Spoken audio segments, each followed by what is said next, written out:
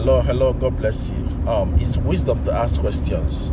It's wisdom to ask why. Whenever you are doing something and it's not working, it is not a time to complain. It's not a time to cry. It's not a time to start questioning God or feeling regret. It's time to ask why. Always ask questions. You know, make out time, sit yourself down, summon yourself, get a pen and a paper, and ask yourself, why is this not working?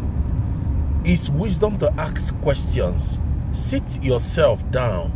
If something is not working, sit yourself down and ask yourself, why is this marriage not working? Why is this business not working? Why is this church not growing? Why is my health suffering? Why do people dislike me? Why do I go through disappointment whenever people make promise to me? Why do I always get fired wherever I get a job? It is wisdom to ask questions. It's wisdom to ask questions. That's what I do in my personal life. You know, whenever I observe stagnation in any area of life or that something is not working, I sit myself down with a pen and a paper and ask myself, why is it not working? What am I getting wrong here? What am I not doing right?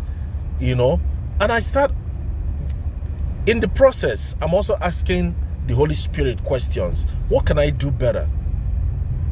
What can I do better? So it is not a time to start, feeling depressed, because the moment you are anxious and depressed, even the comportment and coordination you need to think will leave you. So it's wisdom to ask yourself a question.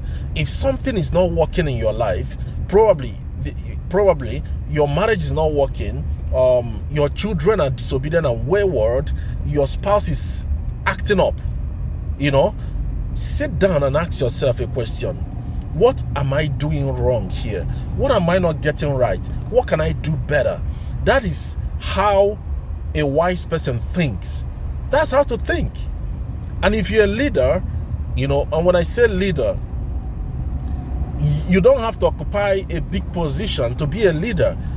As a father, you're a leader in your family. Probably you're a leader among your friends. Your friends always call you to ask questions. So as a leader, wherever you are, you notice that something is not working. There is stagnation. Sit down and ask yourself a question before you start blaming somebody, before you start accusing anyone. You sit yourself down with a pen and a paper and you ask yourself a question. Why is this not working? It is wisdom to ask question. Why is this thing not working? Why is this marriage not working? Why is my health suffering? Am I eating healthy? Am I exercising? Am I getting enough sleep? Am I honoring my husband? Why does he get angry with me? Why is it that suddenly my husband has changed? Why has my wife changed? Do I love her? Do I take care of her? Please, when something is not working, it's not a time to start crying. In fact, let me shock you. It is not a time to pray. Because some of you, when you are not doing something right, you go and start praying. It's not time to pray. It's time to ask yourself, why is this not working? And what can I do better? Before you start praying, you take responsibility. Do you understand? Listen, let me tell you, prayer will not take the place of responsibility. Let this get into our head, especially African people. Because we like to use religion to cover up for our irresponsibility. You are not doing your role as a husband or as a wife. You're not doing what you're supposed to do. So when there is problem in your marriage or in your family, when your children begin to misbehave, you say it's the devil. Well, have you ever called your child to ask your child, what am I doing wrong as a father? What am I doing wrong as a mother? As a leader, ask your followers, the members of your group, what is wrong with my leadership? What is wrong with my leadership? What am I not getting right here? Can somebody talk to me? Can somebody tell me, what am I getting wrong here? Is it that my approach is wrong? Please tell me the truth. As a leader, if you don't listen, you will fail. period. It doesn't matter how gifted you think you are. As a leader, if you don't listen, you will fail. You will make mistakes. Your wife will come to a point talking to you and you are not listening. Talking to you, giving you suggestions, ideas, you are not listening. She will come to a point that she will ignore you and you will start making mistakes. She is there for a reason. That woman is there for a reason. She is going to see things you don't see. There are pitfalls you cannot see. So when you are doing things and you are not carrying her along and you are not telling her your plans, then she comes to a point where she gets used to letting you do things on your own. You will make mistakes and you will mislead the entire family. Because you are the head, right? So she's going to follow you wherever you are leading. Please, let's get this thing right. As a leader, as a human being, because everybody is a leader. You know, leadership is influence. So as a human being, sometimes sit yourself down and ask yourself question. Why am I not married at this age? What is wrong? Is it that God told me to wait? Or is it that I have bad character? What is wrong with me? As a man, you are 45 years, you are up to 40, there is no marriage, no relationship, and God did not tell you to be single. God did not tell you to wait.